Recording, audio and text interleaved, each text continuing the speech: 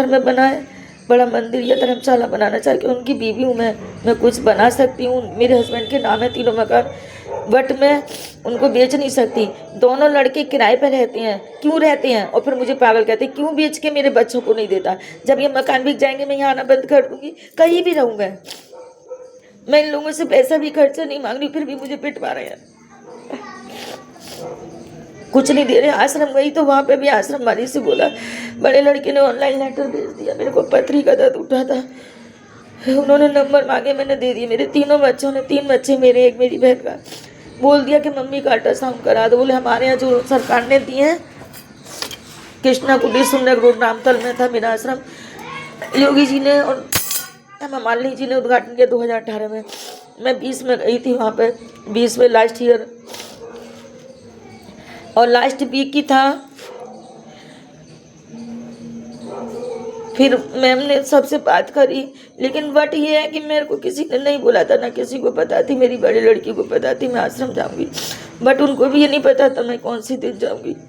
तो मेरे बच्चों ने बोला कि पत्री का इनका अल्ट्रासाउंड करा दो, पैसे भेज देंगे, लेकिन नहीं करा। मेरे बेटे ने, हस्बैंड ने बोला ये पागल है, मुझे कैची मार के भाग के। बड़े बेटे ने ऑनलाइन लेटर भेज दिया।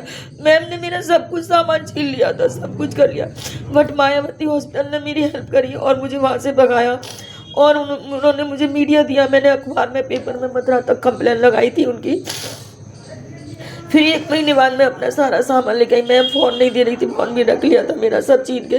फिर उनका बस नहीं चला, बोली ब्लू पिक्चर बनाती है। मैंने उनके सर को बोला कि सर फ़ोन मैम के पास है, एक ब्लू पिक्चर दिखा दीजिए, मुझे फांसी चढ़ा देना।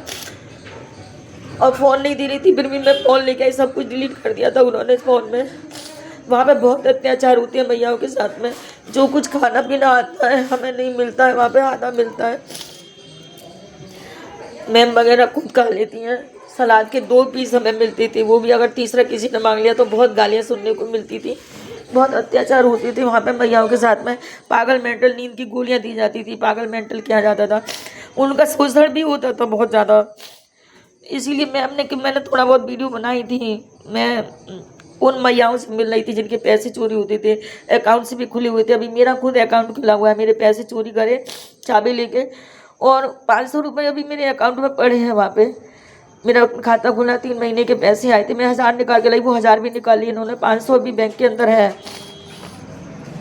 ऐसी जो बड़ी बूढ़ी मैया ताला नहीं खोल पाती, उनके पैसे निकालती है, टेंडर वगैरह करती है, गद्दारी, लेकिन कोई कार्रवाई नहीं होती है। उनके कपड़े चोरी करे जाते हैं, नए नए कपड़े बाहर से आते हैं, लोग बार मिलती है, जो भी मिलता है सब ले जाते हैं चोरी करके।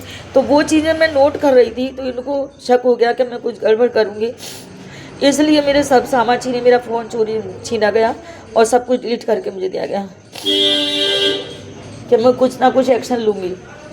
क्योंकि आइए, मैं टीचर एंड सोशल वर्कर, मुझे गलत बात पसंद नहीं है, कहीं भी होती है मैं उसके लिए आवाज़ उठाती हूँ, इसीलिए मार खाती हूँ।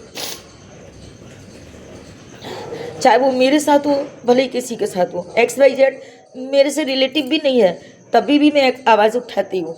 अगर मेरी आंखों के सामने कुछ गलत होता है, कानों से मैं सुन लेती हूँ, तो मैं आवाज़ उठाती हूँ। मैं मानती नहीं हूँ, चाहे कोई मुझे मार दे, कितना भी मुझे कुछ कर दे, लेकिन मैं आवाज़ उठाती हूँ, मानती नहीं हूँ मैं।